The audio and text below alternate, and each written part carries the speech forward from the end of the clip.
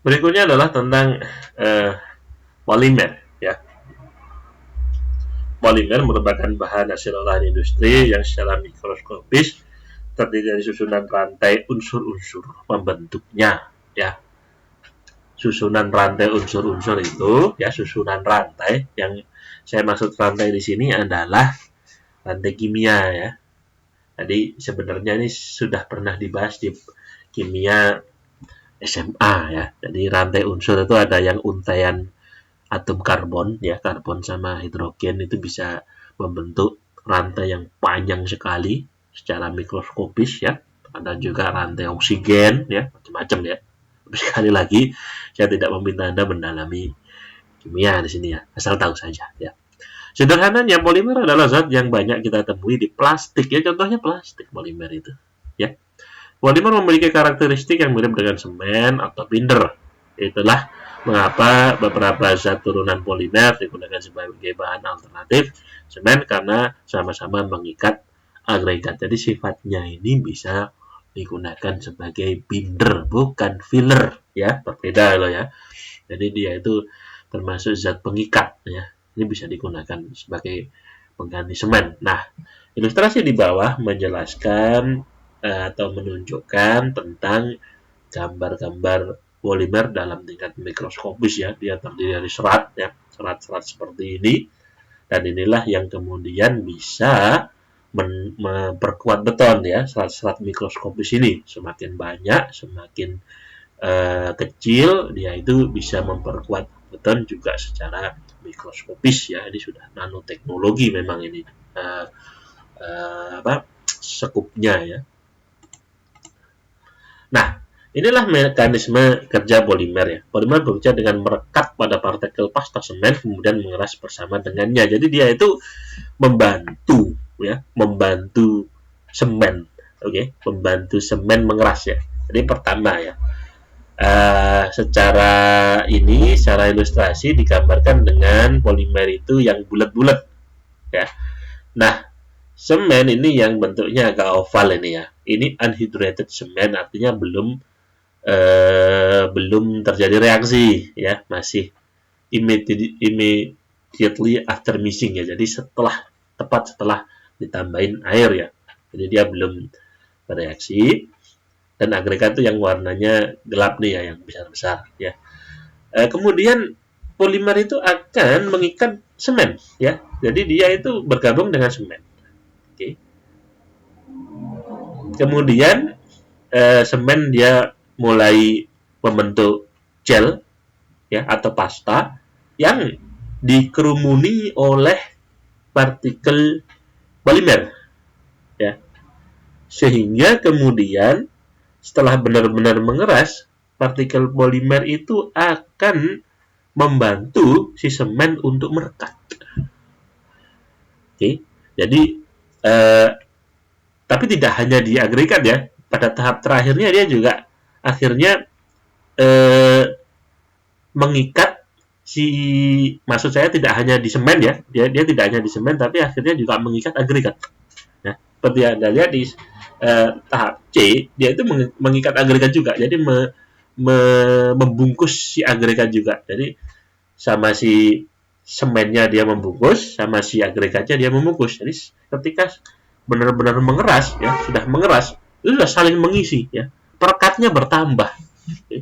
Tidak hanya perekat dari semen, tapi juga perekat dari polimer ya. Jadi cara kerjanya itu, makanya saya bilang tadi membantu ya. Membantu si semen ya. Jadi kurang lebih seperti itu. Keunggulannya, hal yang paling tampak pada penambahan polimer adalah kekuatan tarik beton yang bertambah. Nah, ini sebenarnya lebih ke ininya ya. Sebenarnya bukan, ini kurang tepat kalimatnya ya. Kekuatan betonnya bukan bertambah, tapi regangannya sebenarnya ya. Jadi maaf, ini agak sedikit salah ini redaksinya ya. Kekuatan sama regangan itu beda ya. Kekuatan itu adalah seberapa besar beban yang bisa ditahan ya. Kekuatan itu berhubungannya sama beban. Nah, kalau regangan tuh berhubungannya sama ini loh, sama perpendekan atau perpanjangan ya. Jadi perubahan bentuknya dia ya. Jadi ketika dia berdeformasi, dia semakin pendek atau semakin panjang dalam kasus kalau ditarik ya. Kalau ditarik itu dia semakin panjang ya. Nah, perpanjangannya itu dia semakin tinggi gitu. Ya, mulurnya bahasa awamnya tuh mulurnya ya. Mulurnya tuh semakin bagus. Nah, polimer ini sebenarnya mempengaruhi itu ya. Ketika dia bekerja, beton itu mulurnya tuh tambah panjang seperti itu. Ya, jadi beton itu semakin tidak getas ya. Secara natural ya, secara alami beton itu adalah getas. Jadi ketika dikasih beban sudah sampai kekuatan batasnya, dia tiba-tiba hancur. Nah, ketika dia kegetasannya berkurang, maka hancurnya itu tidak segera gitu.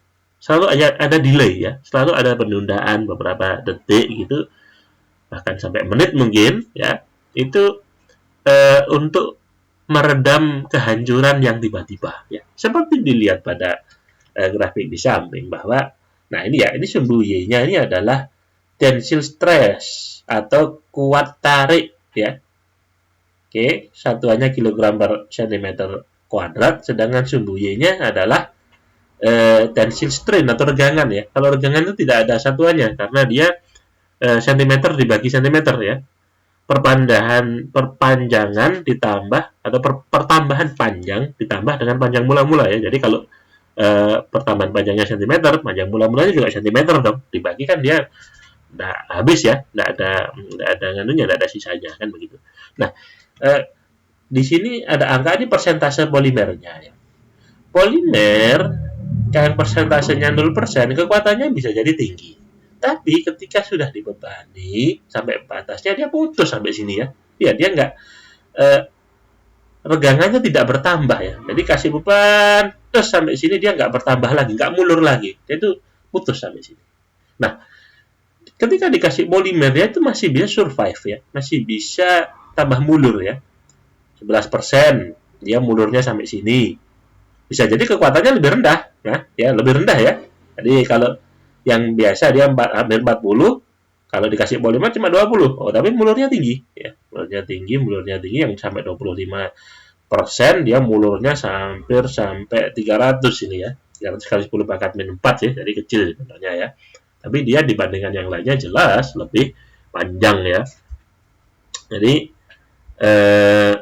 sebenarnya redaksinya salah, maaf ini kalimatnya kurang tepat ya. Yang bertambah itu regangannya ya. Jadi regangan beton yang tinggi sering dikaitkan dengan desain duktilitas yang sangat diperlukan pada bangunan tahan gempa. Nah, jadi ketika suatu material yang regangannya tinggi itu namanya material ductile ya. Ini istilah baru lagi memang ya.